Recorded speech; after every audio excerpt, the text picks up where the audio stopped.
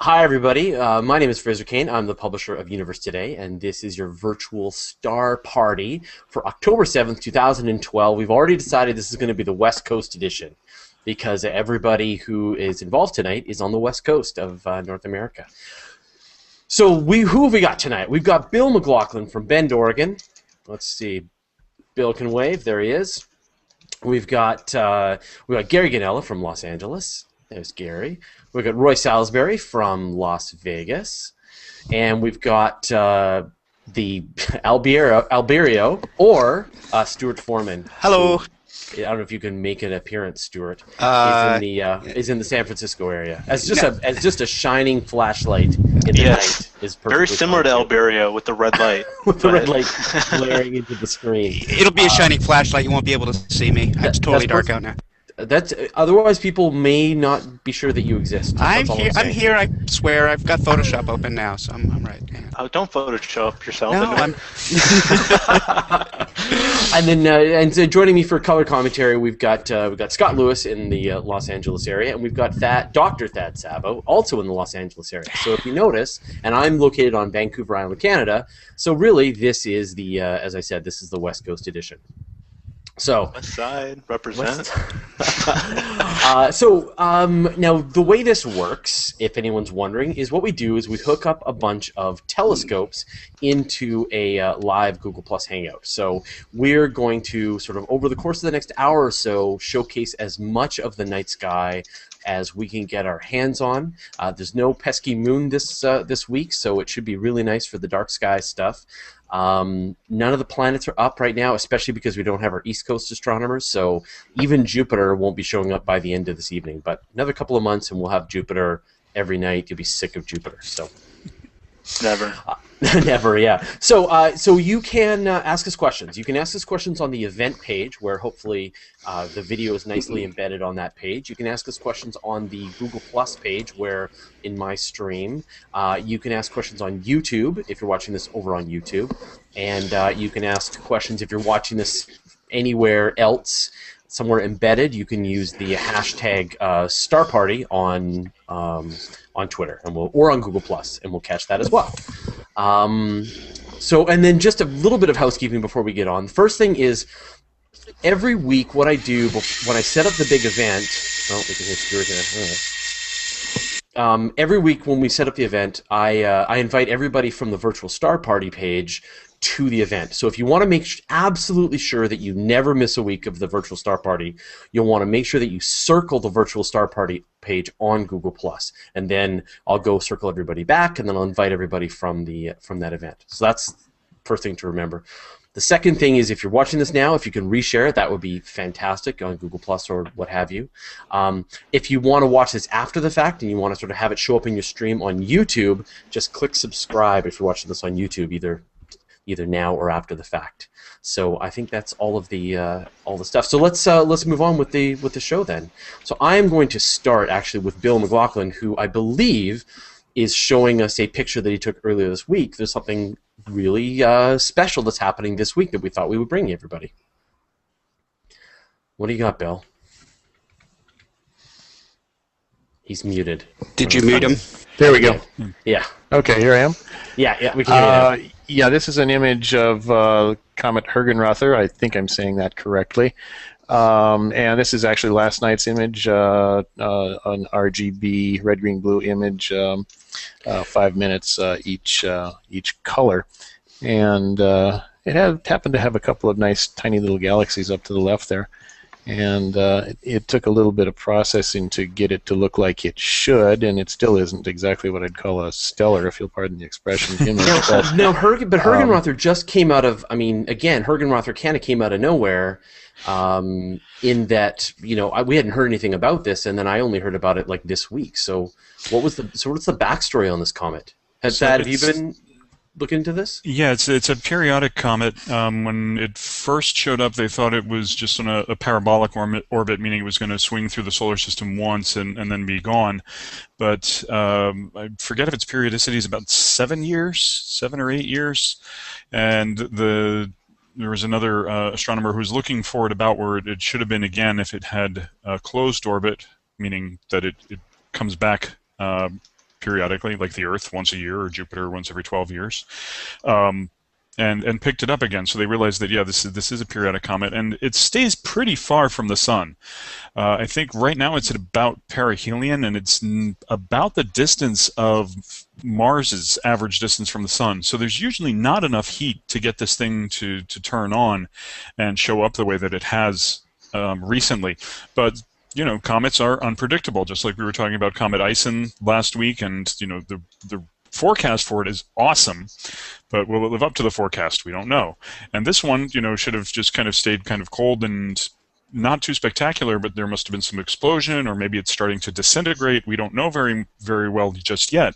But it suddenly brightened by, about 100 to 600 times in the span of like a night. And so now here it is. We've got it on the virtual star party. Yep, yeah, and so this you can see here that Bill's got an image that he took on Friday and then an image that he took last night, and you can see the amount of movement that the comet has made, and I know he's going to try and get it live, and that'll give everyone some context as well, so you can actually see the further movement. So yeah, I got a live image of it earlier, but it wasn't quite dark enough, so it doesn't really look too good. So it looked just fine.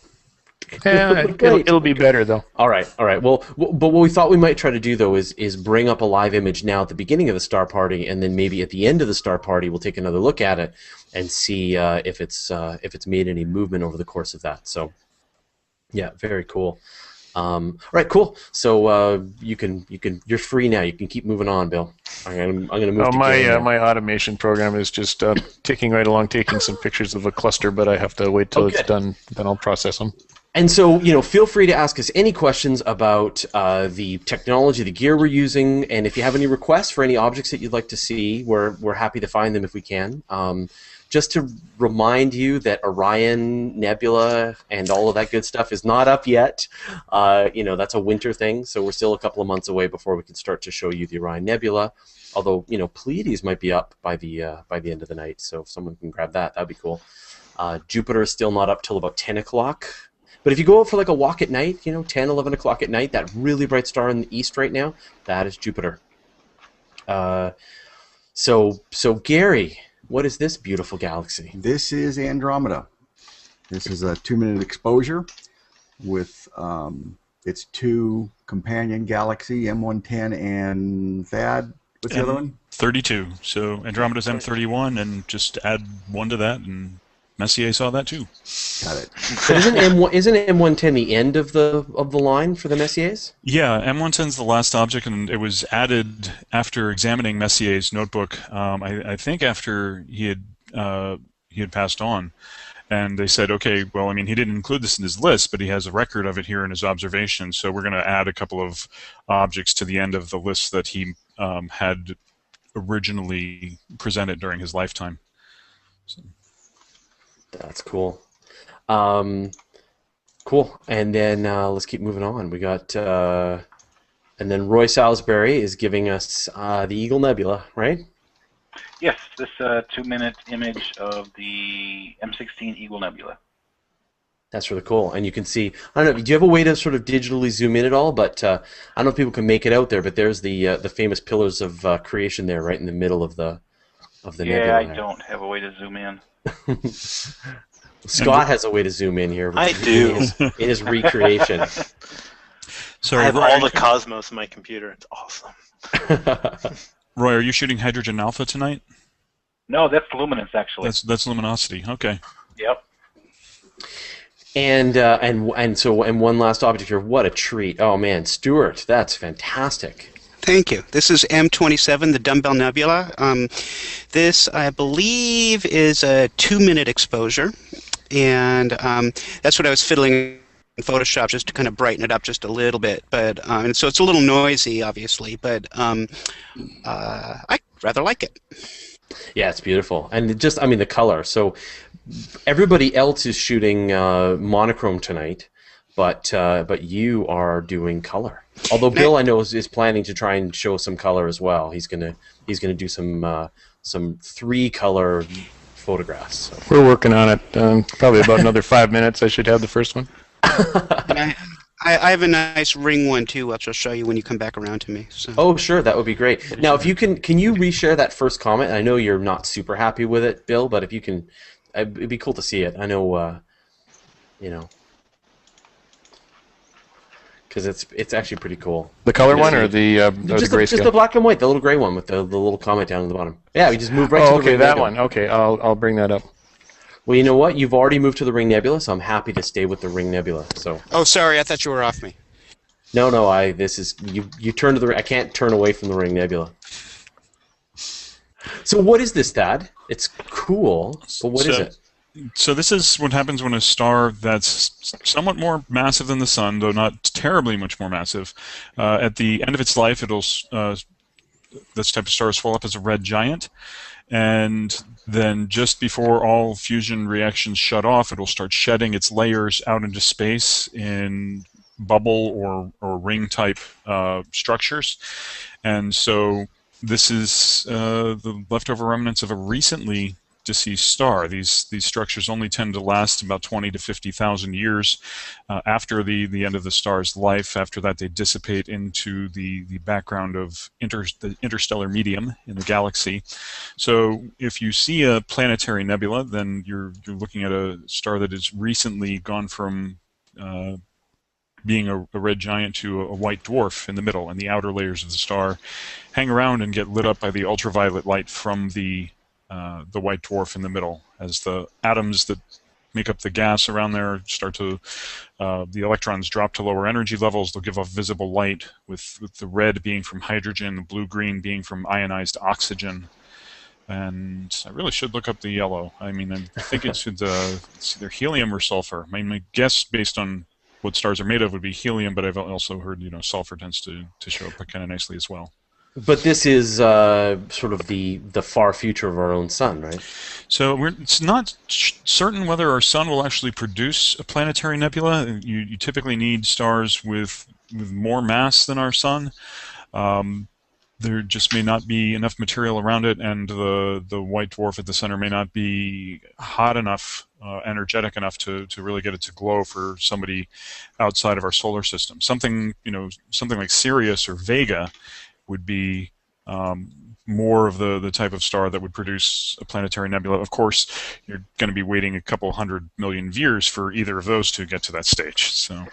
So I just got a boatload of requests on the various things. So I don't know. We should have a way to queue them up here internally. But if anybody wants to go after any of them, we've got the Blue Snowball Nebula, NGC 7662, the Turtle Nebula, NGC 6210, the Swan Nebula, that's still up, right? Yeah. M51, if anybody wants to crack that, and the Whirlpool. So same thing, I think. Same thing, yeah. M51 is the Whirlpool. You want to try M51? Well, I can try that. I was going to say I can try the Blue Snowball. The problem is it's really small. Yeah. And so it might just be a little dot. Yeah, we're kind of lucky with some of these planetaries that are left over from the summer skies. The Ring Nebula in Lyra, the Dumbbell Nebula in Vulpecula. These are in the summer triangle, but they're fairly large. So even with the telescope and camera arrangements we have now, Stuart in particular has, we're able to pick them up and show some structure. But for the most part, the resolution then to the magnification that we have for shooting things like galaxies or planetary nebulae again emission nebulae and star-forming regions, they show planetary nebulae as just a dot. And, yeah. Okay, it's a blue or green colored dot, but it's a dot. Yeah. And then also a request from Sharon, the wild duck cluster, which would be great. Sorry. Yeah, I can get Malaysia. that. Cool. So let's go. I'm just go back to you, Bill, and so people can see. So this is the live image that you just took. Well, not exactly live. You took this a couple of minutes ago. Yeah, about 10 minutes ago. Yeah, so you can see that comet sort of down, and it's actually nicely positioned really close to these stars. So hopefully by the end of the night, even an hour later, we'll see a little bit of movement closer to that star to the right. So you can see the comet is that blurry bit down on the bottom left-hand corner of the screen. You can see a couple of stars. Yeah, and there, it's a little bit light polluted because it was taken before it was completely dark. So Should be better in a little while. I think this gives us a good feel, though, of what Charles Messier was trying to accomplish with his list of objects. So Messier was an astronomer, and he was a comet hunter. So he made a list of the things that weren't comets. So if he came across them again, he's like, oh, okay, that's not one. I've seen it before. But in creating this list, he gave us a bunch of really beautiful and good for amateur telescopes, deep sky objects, star clusters, galaxies, and nebulae. And so you can get a feel for how difficult it could be to pick out a comet from the background, from the picture that Bill has up there right now. It's okay, we can point out and say, yeah, it's that little fuzzy thing that's down in the corner, but with a photograph, it's easier to pick up this fuzziness. If you're trying to hunt these things down and distinguish them just from stars, it can be rather difficult. And fortunately, Messier was successful in discovering a number of comets, but he also gave us his very nice list of things that you're going to see a lot of during the virtual star parties. Cool. All right. So, and Bill, you're definitely going to give us another picture by the end of the night of the comet, hopefully. Definitely, yeah. In fact, there's another really faint one that I may shoot for that's actually not too far from this one, but we'll see if that one even shows up. Another comet? Yeah, it's called, what is it? Catalina. And it's pretty dim. It's barely distinguishable from a star. I took one on Thursday night, so I'll see if that one shows up. Gary, I'm going to move to your image. Yeah, this is another Messier object. This is M33. The galaxy, and that's a 2-minute exposure. So which is M33? So M33 is in Triangulum. We have our local group here. We had, I guess, Gary showing us Andromeda and its two dwarf companion galaxies, M32 and M110 earlier.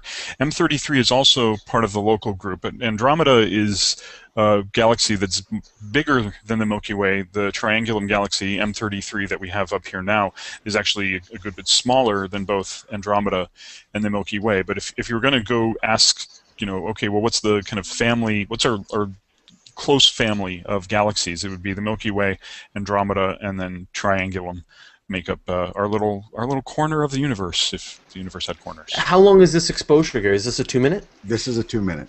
Yeah. Yeah, it's nice. You can see the core, and you can really see the spiral arms. It's a nice picture. See the arms coming out. And it's a much smaller object. I know with the Andromeda, you can't fit it in your entire field of view, but in this case, you're clearly zooming in a bit, right? Yeah, this is there's my full field of view. Oh, that's still really nice, actually. Yeah, it's a good size object. Yeah, it is. I mean, I guess that's the whole point, right? Is as Thad said, it's in our neighborhood, so they're going to be the big objects. One thing I'd like to point out in his photo here, so I mean, there's the core of the galaxy at the center of the frame, but below and to the left at about 7 o'clock, there's a really bright blob.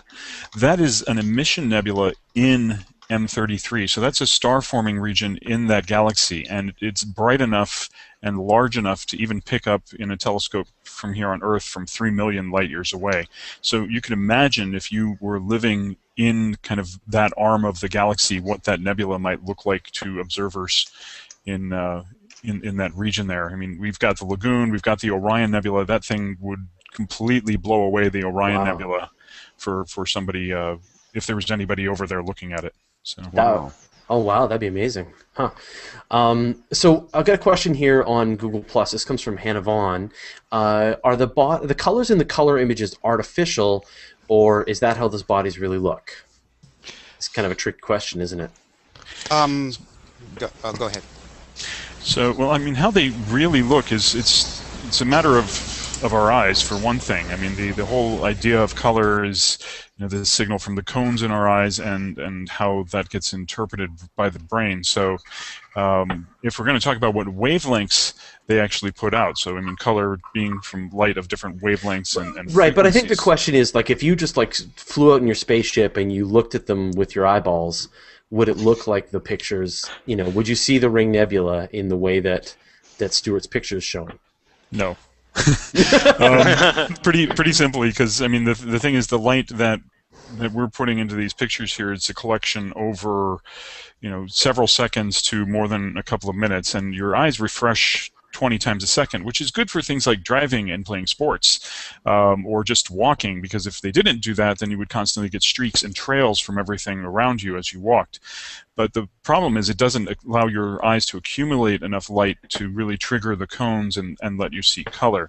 There's a few nebulae that appear slightly greenish when you look at them through a telescope, and they would probably appear as such if you were flying up to them in space. But the thing is, it's a very kind of faint glow that's producing the color. So most of it would appear monochrome. Now stars, however, whatever colors you're seeing them in the sky, those colors would be present if we were coming up to things. I haven't really done a kind of thought experiment as to how close or how intense the radiation would have to be from a nebula to pick up the colors from it. Chances are, if you're close enough and it's dense enough to do that, you're probably also getting bombarded by ultraviolet and X-ray radiation, right? Which won't be very good for you. I mean, I remember asking. Have a bad time. I remember asking a similar question like that to Pamela, my co-host on Astronomy Cast, and she said that the problem is that, as you said, when we look at these images, we've been staring at them for 2 minutes, 3 minutes, it's 5 minutes, an hour, and it's all collecting all of this light, but your eyes just don't do that. And if you got really close, you would actually get very diffuse, and so again, it wouldn't ever look right. But I can imagine if you split the difference between us and say Andromeda, or after a while, it would get pretty amazing. In defense of the Planetary Nebula, however, the cameras that we're using are picking up RGB, and we're not manipulating the color at all. We're just enhancing what we're catching on our cameras. So it's not as if I added the color back to the Ring Nebula or to the dumbbell or anything like that. That's how it came into the camera. So it's not as if we're adding the blue or the green or the red artificially. Although in some cases we do. So, although in some cases we do, exactly. Yeah. And so if you look at some of the... Not tonight, no, but not you. But I mean, other people might. Like, for example, Gary has a hydrogen alpha filter on his telescope, and so he can't gather images in red, green, and blue. And so he would, if he did produce an image he'll sometimes do an image. I don't know if you want to show off an image at some point, Gary. He'll do an image where it's like, he'll use hydrogen. The emission of hydrogen is his red. The emission of oxygen is his green, and sulfur is his blue, and produce an image that's 3 colors, but it's not. None of it is true. So I think that does that answer your question, Hannah? I'm not sure. So sometimes yes, sometimes no. It all depends on sort of what's being done to take the image. But even your line colors, man. Yeah, false colors. But here with the virtual star party, what Stuart said is correct. That if we represent something in color, if your eyes could collect the light for long enough to register color in the object, those are the colors that you would see. They often use a different palette for Hubble images, so always helps to check the captions and credits of any astronomical image you see online, because they'll tell you more about how exactly they put the color in there that you're seeing. Well, I'm going to switch actually back to Stuart's next image, and I think this is another good example. This looks very similar to what you might see with a really good telescope, which I think is sort of a nice way to look at it. So what have you got, Stuart? This is M13, and this is the Great Cluster in Hercules. And so this is a collection of 100,000 stars. More than that, most likely. But small, tiny, old stars. These are stars that are at least 12 to 13 billion years old. And so for stars to live that long and not be all red giants yet, they have to be much, well, I wouldn't say much less massive than the Sun, but less massive than the Sun. So the thing is, if any one of these stars individually would be pretty tough to pick out, unless it had gone red giant. In fact, nearly impossible with amateur scopes. But as a bunch of them together, 200,000, 300,000, 500,000 stars in a globular cluster, then that's enough to be seen from a long distance. And this is how Howard Shapley had determined our position in the galaxy. Even with the 60-inch telescope on Mount Wilson, he couldn't pick up the distances to certain stars, but globular clusters, there's a little more than 100 known around our galaxy, and he was able to kind of map out their positions and say, oh, hey, we're not in the center of the galaxy by looking at the distribution of these things. Yeah, and this is a great object. I mean, these look. You can even see this in a nice pair of binoculars. This one specifically. So, it's a great object. And they're ancient, just absolutely ancient, formed. You know, they're almost as old as the entire universe. So, yeah. Here we go. Here, so Gary's posted one of his images, and this is. Oh man, I miss this object. Well, and this is a good example of what's called false color, because most of this is hydrogen, which emits in a red light. When I put it together, I mapped hydrogen as green. Any sulfur that's in this picture is going to be red, and any oxygen emissions in this picture. So the three real narrow bands. But that's how, when I map it as the with green as hydrogen, I've also got the exact same picture.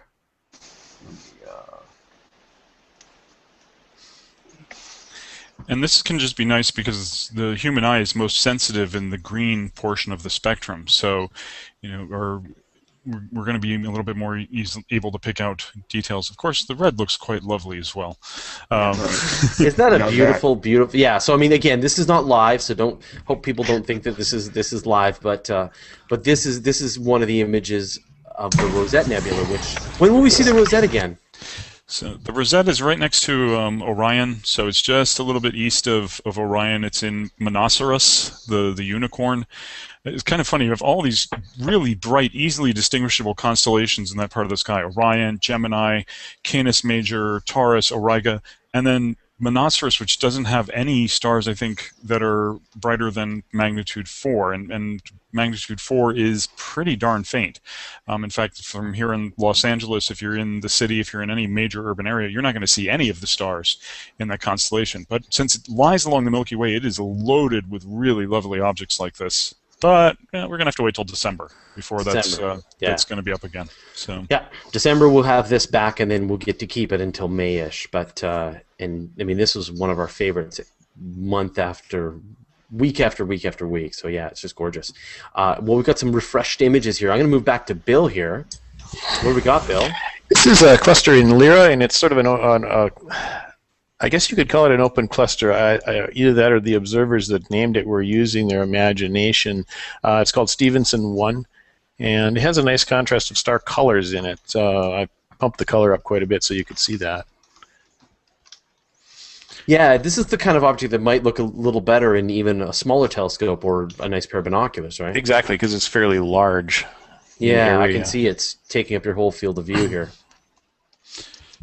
So we get, kind of the idea of stellar evolution here. In an open cluster, all the stars form at about the same time. They condense from the same molecular cloud. So they have all roughly the same age, but your larger, more massive stars will go through their lives faster. So if this red star is part of the cluster, then it was more massive than the rest, and it's now moved on to the red giant phase, like our sun will in about 5 or 6 billion years.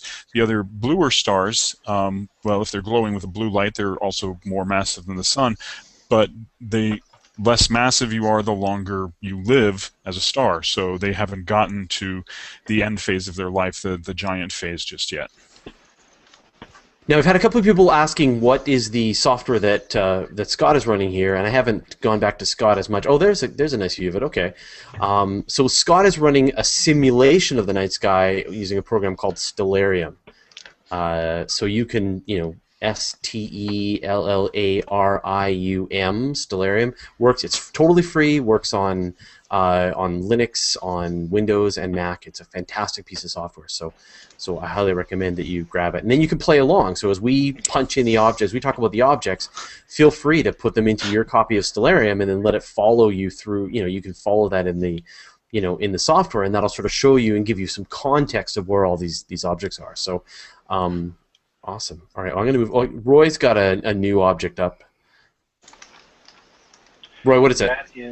That is a badly framed image of the Elephant Trunk Nebula. So that's it over on the bottom right there, yeah. Yeah, I meant to frame it in there, and I cropped the image when I took the picture, so it's only got the edge of it. Is that a satellite in that upper right-hand corner there? Yes, it is. Okay. There you go. So that's one thing we get with live. Zooming on by.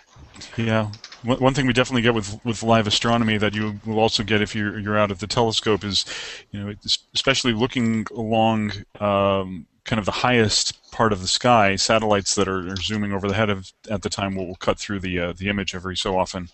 So just a reminder that we've got a lot of stuff up there. I kind of like the framing here, actually. Just kind of almost this dark curly cube of smoke. It almost looks like kind of floating in from one edge of the frame. So, but yeah, it's cold, dark material that could potentially condense and form new stars if given the right kind of push, like by a nearby supernova explosion. So that is a star cluster waiting to happen? Essentially, yeah. Yeah, and I'm sure that some of the stars that are there are ones that have formed from the gas and dust there previously. And then there's a time limit to this too, because as stars start to form, there's pressure and energy from the radiation from the new stars, so it starts to blow away the raw material for making stars. So if you have a cluster, this is part of the reason why all the stars are roughly the same age, because they end up either incorporating the material into making the new stars, or they blow it away by the radiation that comes from the stars once they get going. So now I've seen a couple of people in the comments are sort of wanting to participate in the Star Party, and we would absolutely love to have you join us, especially if you're on the the East Coast. And I see Mehmet is in Turkey, which would be fantastic. So all you have to do is drop me an email or send me a message on Google Plus after the Star Party, and then we can kind of work you through the system. So although we all look casual and and everyone's just kind of moving really quickly like a well-oiled machine, I'm actually a complete and total hard ass and give everyone a really hard time on sort of the technology and stuff. So all I'm saying is I will push you all pretty hard. So it would be great. It would be wonderful to have you help us out. So we'll just connect afterwards. We'll spend the next week and we'll do a bunch of tests and make sure your audio is good and you can sort of display the images. It would be wonderful to have more people involved, though. Take some of the pressure off of the West Coast team that's going on right now. It would be fantastic. So if anyone has any interest at all in joining us, and any telescopes, big and small, there's a real role, especially when the moon is up or the planets are up, for the smaller telescopes. If you want to do color, black and white, whatever, we'd be glad to have your help and sort of spread the load around. And even I would love to be able to do like a European version or an Australian or a Southern Hemisphere version. That would be absolutely fantastic. So we will not turn away anybody, but we don't want to join in the live show because often there's always problems the first times we do this. So just to let you know that we have to work through all these technical things, and every person who's joined this Star Party has already been through this gauntlet that I tend to throw at them. So we got a pester for M17. What's M17? It's the Swan or the Omega Nebula. So after this one, I've got it. Okay, great, thanks. Well, I'm working on the Comet right now. Oh, great. So, perfect. Fraser, just before you go off and I'll take another picture, there's the Iris Nebula one as well. And somebody asked for that. Yeah. Point out the fact that Dad had asked this earlier. I'm not using my hydrogen alpha filter at all tonight. So these are all basically full light images. There's nothing getting blocked here. So that's just, without a moon, 3 minutes, that's what you get. And so there it is. It's in Ophiuchus. The Iris Nebula is in Cepheus. Cepheus. So yeah, pretty far to the north, but very well placed right now. And again, if you used hydrogen alpha, there would be very little visible here. There is a nice bright star in the middle, but most of the light that comes from it is blue. It is light that is scattered by all the gas and dust in the region. Now, yes, you do get some glow from hydrogen, but if you were to, again, if your eyes were able to take in light for a long enough time, most of the color that comes from this is bluish, and so that is not hydrogen emission. Funny, it doesn't look bluish. It doesn't. Well, you're running monochrome today, right? Yeah. Roy? Yeah. Yeah, this Yeah. I'm not taking. I'm But I've not seen- using the color filters. Bill, you had a picture of the iris, didn't you? One week. Feel free if you want to dig up a picture of the Iris Nebula. We will be glad to. Yeah, I've got a picture of Iris I can pull up here. Yeah, I think I'll look for it. I'll be letting you know in just a little bit here. Yeah, I'll spot it. I'll know when you've done it. Fraser, while you're doing that, I have the crescent up now. Oh yeah, there it is. And it's very noisy because my signal to noise is real low, but you can kind of see it in there. And I just wanted to put that up before I switched over to the wild duck, which somebody asked for, and I'll do that right now. Now, but Gary, you've got another part of that same supernova remnant, right? This is the Veil. It's in the same area. It's in the same region of sky, but the Crescent Nebula is a different animal from the Veil. The Crescent is it's a very massive star. So if you look at the mass of the Sun, up to about 8 times the mass of the Sun, the star goes red giant at the end of its life. If you get more than 8 times, it goes red supergiant, meaning that the size of the star would be equal to about the size of Jupiter's orbit around the Sun, or bigger. And so the star at the center of the Crescent Nebula is one of these ultramassive stars, and it's actually blown off one of the shells of material from its outer layers already, and so that's what's being lit up in the Crescent Nebula. It's an extremely hot, massive star, and it's already puffed out one layer, and that's what we're seeing in the Crescent there.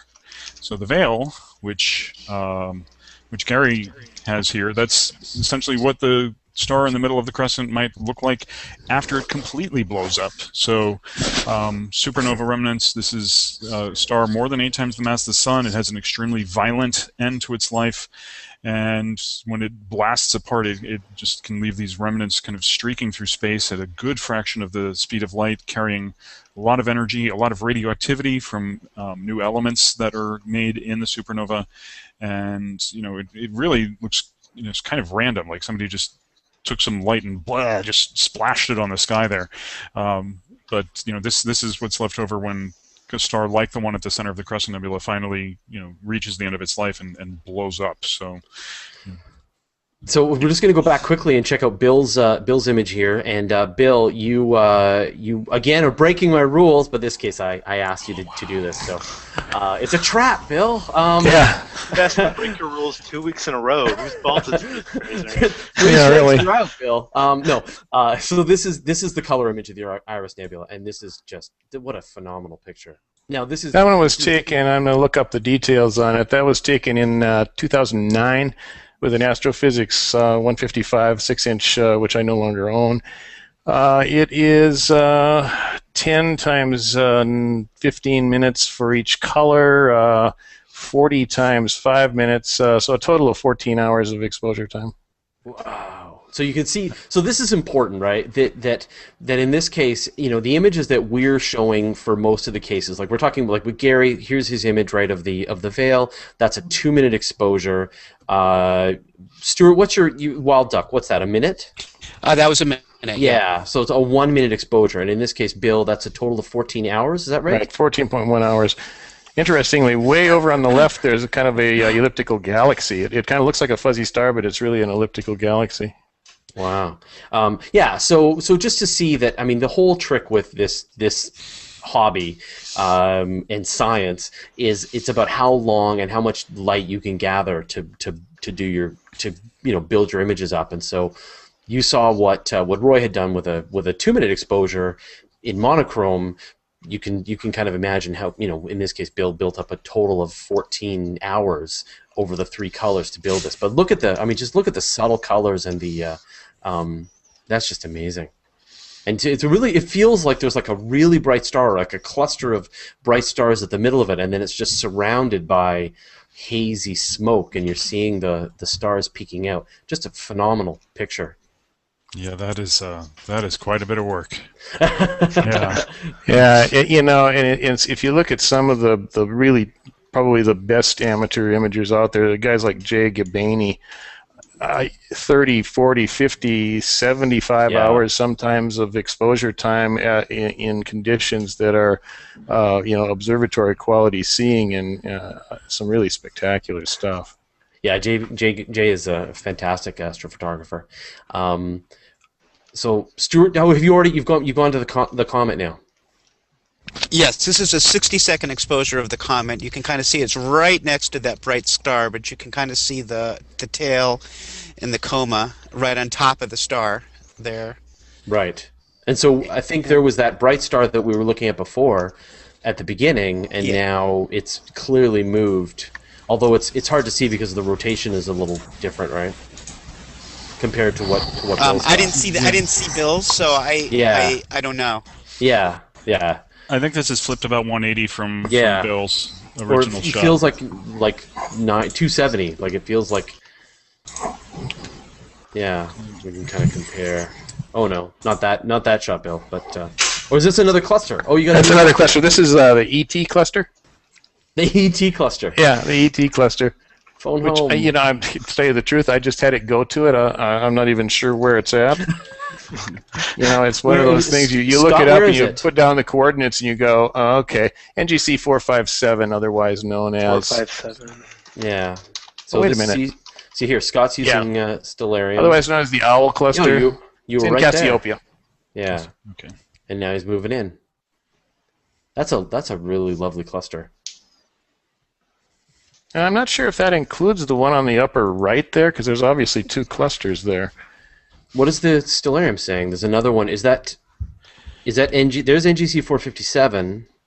There's NGC 436 right here. Yeah. There's a lot of stuff in space. So depends on how far we go. I mean, there's enough physical separation there. I doubt there's any connection between those two clusters. But again, in Cassiopeia, you're looking along the disk of our Milky Way galaxy. So if you're going to look for star clusters, emission nebulae, planetary nebulae, you want to look along the thicker part of the Milky Way there. And Cassiopeia is just rich with these things. So yeah, really nice colors in that. Yeah, that's beautiful. I've boosted them up quite a bit because it makes it look a little bit more spectacular, but it also is a little more educational, I think, because you can bring out the type of star that you're dealing with. Dex Luther says, "Don't lie, you guys Photoshop all the aliens out, don't you?" So is that what you do while you're boosting up the color? You're also photoshopping out the That's aliens? why I've got. Yeah, there's an alien filter that you can buy, and Right. The aliens are called dust motes. Well, just wait till we get to December, and we can take pictures of the Alien Head Nebula, which is, above Orion.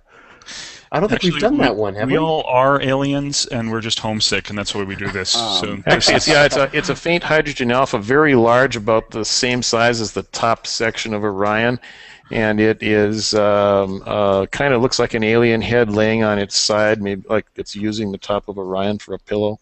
Like a gray, exactly, like a gray. Right, exactly. So we really would have to Photoshop it out of the images, then, yeah. Indeed, yes. You just fill in the eyes, and then it's just a blob. Gary, what have we got now? Okay, this is the requested swan.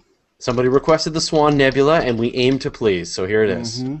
And I can also show an example here on one of the problems with trying to show this kind of object with a single exposure, because the center is totally blown out. To get any of this detail around here, I've got the center blown out. Now, I also did a 10-second shot. Let me save it, and you'll see it here real quick.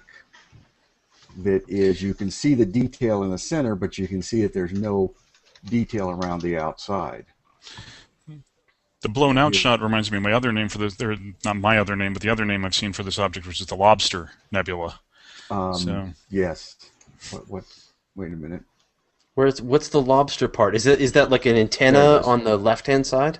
So, or like legs and the claws are facing downward. But yeah, now we get more of the swan kind of look to it. Right. On its side. We're kind of face down in the water. I don't know. Yes, this is a 10-second, and you can see the detail. I can actually zoom in on this one. There it is. You can see the detail in the center, but you don't get any of the wispy around the outside. Yeah. And you had done some wonderful experimenting with the images that you had done.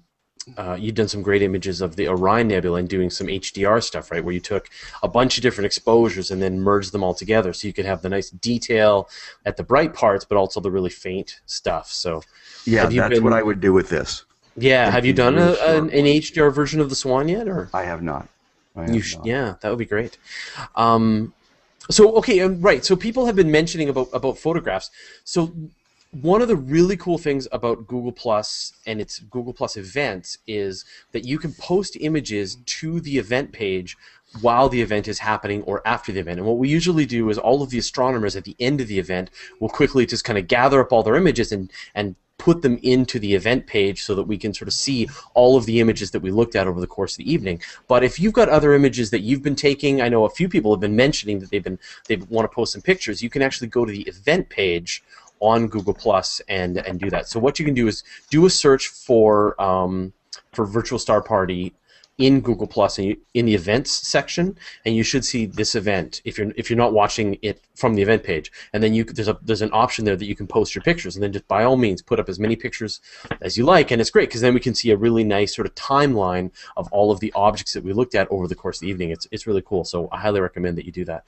We've got a comment. Someone wants to see the coat hanger, and we have not been able to display the coat hanger in any kind of quality because it's just too big for the telescopes. Yeah, that's a binocular object.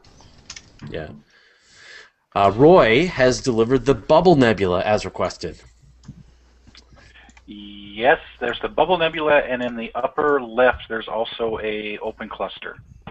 Oh, that's fantastic. Which I think is, I always like doing this one because it frames pretty nice. Now, Gary, you actually had an image of the Bubble Nebula that you were showing off at the beginning of the night, right? Yes. Yeah. That just loads automatically. Is it just your automatic image is the Bubble Nebula? Yeah. When I wrote the little package, I look for I don't know what I call a sample or image, some name, and it just displays it when it starts, so you just don't have a black screen. Yeah. Well, if you could show that bubble, that'd be nice to show that one as well. I can do that if I can find it. Just to see what it looks like in. Yeah, I think you did that one in hydrogen alpha, right? Yeah. But you put it to green. I have a new one here, Fraser, that we haven't seen yet. Well, what is it? Before we do, but just I want to see. So, Thad, what is the Bubble Nebula anyway? See, so are we looking in H alpha here, or no? That's right. You're doing full luminosity, right? Yeah. So I'm not positive. I'm going to guess it's another region of hydrogen emission. So you have, when stars form, if you get a massive enough star, it can put out enough ultraviolet light that it can get the electrons in hydrogen to either jump out of the atom, and as they recombine, you get a glow that is typically red and giving off the characteristic red light that hydrogen glows with. So most of the nebulae that you'll see along the thick of the Milky Way are, if they have a kind of random looking shape, it's going to be an emission nebula that's glowing with this hydrogen like this. If it has more of kind of rings or loops to its structure, chances are it's a planetary nebula instead. So, but all, mostly going to be found along the thick of the Milky Way. Yeah. Okay, go ahead, Stuart. Sorry, this is Caroline's Rose, and this is NGC 7789. It's an open cluster in Cassiopeia, and it lies right on the plane of the Milky Way galaxy, and it's thought to be one of the major omissions that Messier missed because it's really big, it's dense, it's pretty. This is just a 60-second exposure. I can take a longer one and pop it out a little bit more, but you can see that there's a lot of stars in it. Yeah, it seems pretty faint. I don't know, it's almost like you've done, it's quite subtle. You don't have a lot of noise in this picture, so we can actually really see the stars in this one. Is your seeing improving, or? Yeah, I was careful. Yeah, well, it's getting darker, and I was careful not to do anything to this because of the noise that I popped out in the Crescent Nebula. So I'm really trying to do as little manipulation to these as possible because my signal to noise is just not that high. Yeah, absolutely fantastic. Oh, here we go. So here's Gary's picture of the bubble. Oh, look at that. Yeah. Aptly named. Bubble Nebula. And look at that. Is that the one also known as a soap bubble? Or is that completely different? I'm not sure. This is the hydrogen again is mapped as green. I love them in green. I think it looks great. In fact, they call this the Hubble palette. Mm-hmm. So a lot of the stuff from the Hubble will be hydrogen and green, but they're zoomed in on it. So spherical regions like this, when you have a new star that turns on, so you can get spheres from when a star dies, but also the radiation from a new star will tend to push out, can carve a region inside of an emission nebula, and you can get a spherical region around where a new star is formed also. Oh, it looks like Roy's got something new coming for us. Are we all out of images? No. Oh, yeah. So Fast. we're going too fast. People were wondering just why that image is green, and again, this is false color. So in this case, Gary has mapped the image to green. Oh, I'm getting some noise here. Okay. Yeah, has actually specifically mapped that color to green. So he could have made it red. It's not what it really looks like. Cool. Okay. Well, have we gone through? Oh, Margot Morales wants to know, what is a coat hanger? Did I hear that right? Yeah. So there is can you find the coat hanger on Stellarium? Yeah, I'll get it for Scott? you. Yeah. So there's an object called the coat hanger cluster, and it's really just a collection of stars that looks like a coat hanger, and it's just in the. There you go. It's in Sagittarius Arrow or Vulpecula. It's in the summer triangle. Yeah, right here. So so there's the curve of the coat hanger there you can see, and then you can see that line. I don't know if there's a way to rotate, but you can see the line along the bottom there, and then there's that sort of the hook of the coat hanger, and it's too big to fit into any telescope. So any one of the telescopes that we have tonight would sort of just show those 4 stars of the hook, but not that line very well. So yeah, you want to use a pair of binoculars or a really small telescope, and it looks fantastic. It's one of my favorite objects. So I'm not even sure it is actually a cluster, but it's an asterism. So we have the formal 88 constellations as defined by the International Astronomical Union, but then we have other things that the eye is just drawn to as shapes: the Big Dipper, the Little Dipper, the summer triangle, or in this case the coat hanger. And so if you're scanning with binoculars, you come across this, and your brain fills in what it looks like. It's what pareidolia is the term for it. Yeah. Something that you recognize. Right. So this is an asterism rather than I don't believe this is actually a cluster that's gravitationally bound like the open clusters like Stuart was showing just before. Like the Big Dipper is an asterism. Right. Right. Big Dipper, Little Dipper, summer triangle. Yeah. Yeah. So, the Southern Cross? No. So, well, Crux is a constellation, but I think that's one of those cases where asterism and constellation actually do line up. So, let's see. Is there any more we had questions? a request for M51, and it's too low on my horizon. Right. Okay. All right. That's the Whirlpool Nebula. Yeah, same here. It's behind the trees. Yeah. I'm trying to do the wizard, but I don't know how well it's going to turn out. I'm on M72 right now, imaging that. And Pleiades are where are they at right now? I know they're probably just on the horizon right now. Yeah, they're below my horizon. Yeah. So we're still another couple of weeks away from being able to do the Pleiades. And it's another really big object. So, can anyone get it in their entire field of view? Gary will be able to. Yeah, you can look up. Your eyeballs can get in your field of view. Yeah, you really can. It's such an amazing object. Unfortunately, it doesn't work well with the narrowband filters. I just see the stars. You just see the stars. You don't get that really nice nebulosity in between the stars. So. In a dark area with red, green, and blue filters, I've taken some really nice blue. It's a gorgeous thing, but I can't get it really here. Yeah. It does look fantastic with binoculars, though. It looks absolutely amazing. People are wondering. Oh, someone was wondering, Thad, where's your pictures? So I was out shooting last night and having fun fighting the mount on my my telescope. And the thing is, I'm I'm pretty urban LA. I mean, when we talk about Gary, he's out in the suburbs. He's out by the mountains. If I were to get my scope out here, we could look at streetlights. We could look at planes landing at LAX, but but deep sky objects, I'm not going to be able to do from here, and because the moon won't be up till around midnight, and there are no planets really worth looking at in the sky right now. Okay, Uranus is up, Neptune's up, but my scope is packed away in the car from last night, still as of right now. So, how far do you have to drive if you want to get like reasonably dark skies? One thing that's kind of nice with living on the West Coast is that if there are plenty of mountains around, so decent shooting, I can head out into the Santa Monica Mountains, maybe about 40 miles west of here, west of Malibu, and a lot of the deep sky stuff I've shot has come from there. A lot of time this summer I've gone up to Mount Pinos. That's where I was last night. That's about a 2-hour drive north of where I am, but that puts me at 8,300 feet. And the sky, except in the south looking toward LA, is quite dark. I mean, I can easily pick up like the Andromeda Galaxy naked eye out there.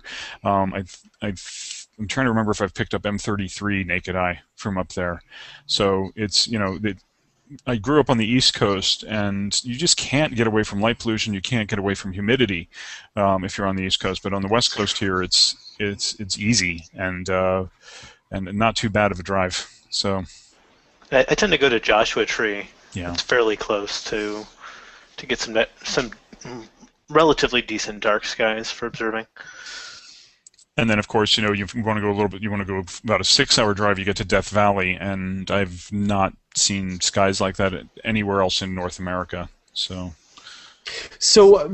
wanted to add one. I had an idea and see if Scott wants to play along, which is thought we'd try one new thing this week, which is that I know a lot of people have been taking pictures, or they've got some pictures they've taken and they want to showcase them, and it would be awesome to do so.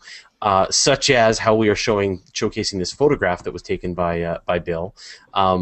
So if you want to post some images to the Virtual Star Party event, and then maybe Scott can take a look at them and incorporate some of them, and we'll sort of show them off as we go. So make sure you add a bit of a description on what it is that what it is that you've taken, and then we'll try and add it.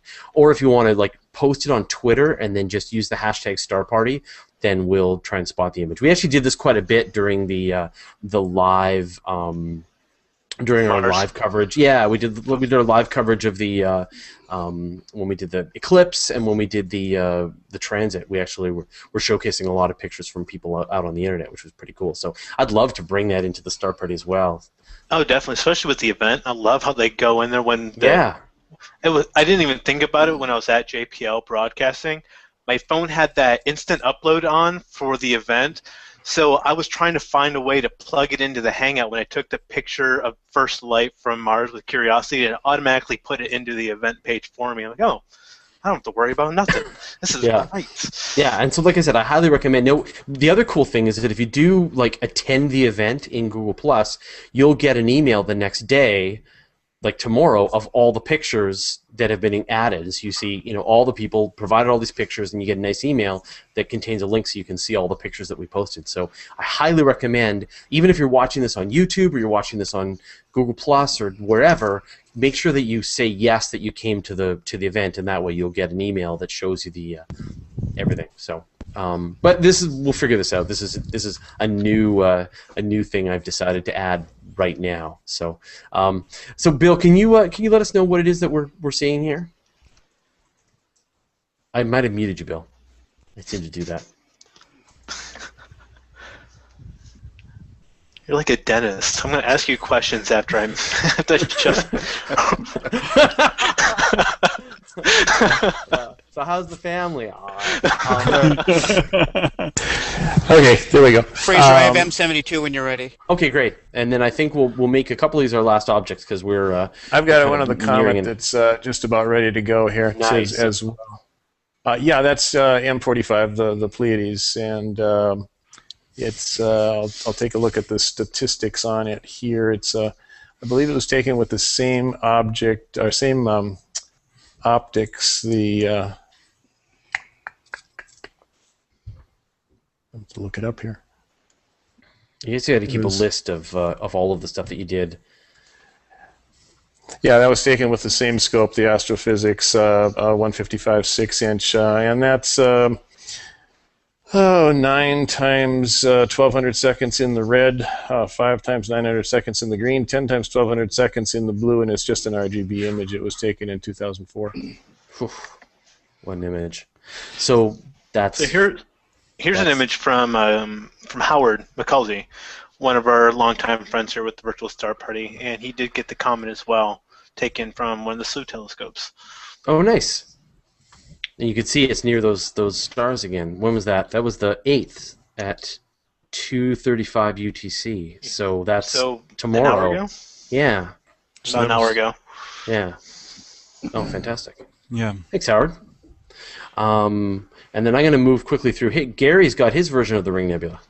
Right. This is zoomed in on the ring. Again, it's the hydrogen alpha light.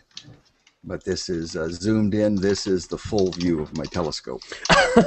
It shows you the difference. Yeah. It's such a wide field of view. Yeah. And then Stuart, you had, what was... Oh, that was M72, but I just accidentally switched it. This is the OWL cluster now. So this is a cluster in Cassiopeia, I believe. And this is an open cluster, not a globular cluster. Is that how you say it, Fraser? Yeah. Globular Yeah, cluster? that's the Fraser way. So this is an open... Yeah, this is an open cluster. And I'm just doing the clusters because the contrast is much better for 2-minute exposures for my camera. Yeah, no, that's really nice. It beats bunches. Clusters are smaller than bunches, right? Lexless asks on Twitter, is there a specific brand or style of astronomy binoculars that you may recommend? I recommend my Celestron Skymasters. They're 15 by 70 millimeters. I got them for under 100 US. They're heavy though, right? They're fairly heavy. I mean, I don't have weak arms. I mean, I can hold them up for a while as long as I keep them close. But I do have a tripod. I keep them up with a tripod as well. Really, any pair of binoculars, your typical 7 by 35s or 8 by 50s, where the number that we're talking about here, the first number when you get binoculars is the magnification. So this is how many times bigger something looks through the binoculars than just with the naked eye. The second number is the size of each front lens on the binocular, the aperture in millimeters. So the pupil in your eye, when it's fully dilated, is about 6 millimeters. So if you have 6 by 35 binoculars, then 35, pretty close to 36. 36 over 6 is 6, so 6 times the diameter of your eye. It brings in 36 squared times more light than your eye can. So you can see things that are about 4 magnitudes fainter than you could with the naked eye. And those are your typical, kind of smallest binoculars. So any binoculars would work. Now, there are ones that will give you better views, but again, like Scott had mentioned, you probably want them on a tripod, because if you want the larger aperture ones, the ones that let you see even fainter objects or more detail, you've got to be bulked up pretty well to be able to hold those for a reasonable length of time. Yeah. So what's a nice kind of just mid-range, like a 10 by 50 or so? 10 by 50s are good. Yeah. But that's what I have. I've been able to see Jupiter's moons in a 7 by 35 if I can hold it still enough. Well, speaking of holding it still enough, I bought, as a gift to myself when I retired, I bought a pair of Canon stabilized 10 by 50s. They're really expensive. They do have, I think, an 8 or 7 by 35 that's quite a bit less expensive. But they say that it gives you about the ability to use about 2 or 3 more magnification power because of the stabilization. So since the light's not being wiggled all over your eyeball, it's staying in one place because of the stabilization. And I found that to be true. The 10 by 50s are a little bit heavy, but they really do give you a nice view. So there's a viewer picture here, Scott. Yes, and I need to pull up who it is again because I forgot to look. Is that from Hugh? I think it's Hugh CA, so I'm not exactly what that means. Looks like I can see down at the bottom right. There's his image. He's got his name there, but please don't let us violate copyright. So make sure that you own your images when you post them. Yeah, it looks like this might be his. Yeah. Hugh Okay. Carrick Allen. So I think we're about to wrap this up now, but we've got here another image from Bill. The comet. We're at the end of the night. It's been about an hour. Can you give us like a blink comparison at all, Bill? Is it possible that we can at least just see? So if you can see now down at the bottom left-hand corner, you can see how the comet now. There's like those 4 bright stars, and the comet is now almost merged with that really bright star down there. And remember at the beginning of the night, there we go. So that's an hour ago. That's an hour ago. And then, oops, wrong one. there's now. So if you compare the stars, they're not lined up. The images are not lined up. But if you can really see it has moved up between those 2 stars. That is really cool. So there you go. I'm getting the impression that it might be a bit dimmer than it has been for the last couple of nights. So its outburst may be fading, but that's not scientific. That's just a guess. So, the other thing is, this was the hint that that this is something in the solar system. Any of the stars, galaxies, star clusters, nebulae that we're showing are so far away that although they may be moving through the galaxy, you'll never detect that motion in your lifetime. However, a comet is very nearby. This thing is only about 40 million, 50 million miles away. So any motion that it has is easily detectable against the background stars, even over the span of just an hour and a half like this. So yeah, this is the hint that these are things that are invading our solar system from the Oort cloud. So, and these are a little bit different scale. You'll notice too. They're cropped a little bit differently. That's the reason. And so why don't we do one last image here, the one from Roy Salisbury, and this looks like the wizard. That would be the wizard. I had to switch over to hydrogen alpha for this one. I took a 2-minute or a 3-minute of lumens, but it just nothing came through. And the hydrogen alpha, you got the view. Yeah, you can really see the. Yeah. Is it like sort of like a profile view of the wizard, and then he's got his? Is that what he is in there? Yeah, it's supposed to be a profile view, and his hand is like arched upward, like kind of holding something in the. Oh, is that like a big cloak off to the right there then? And his legs, his kind of chicken legs underneath. I'm not sure. At some point, the pareidolia starts to fall apart here. So I think it's just supposed to be like face and hand kind of thing, right? So let me see if I can. Right, just something like that. I don't know. So that's fantastic. Cool. Okay. Well. Once again, thank you very much to everybody that joined us tonight.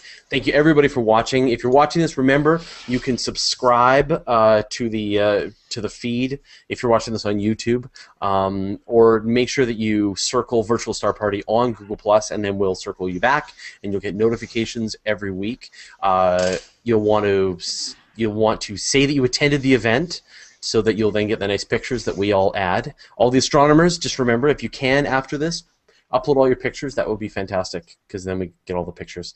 So thank you very much. Bill from Bend, Oregon, Gary from Los Angeles, Roy from Las Vegas, Stuart from San Francisco, and Scott and Dr. Thad also from Los Angeles. And I'm on Vancouver Island, so signing out. We'll see everybody a week from now. Goodbye. Maybe we'll get Jupiter. All right. See Bye, you guys everybody. later. Have a good night. Bye.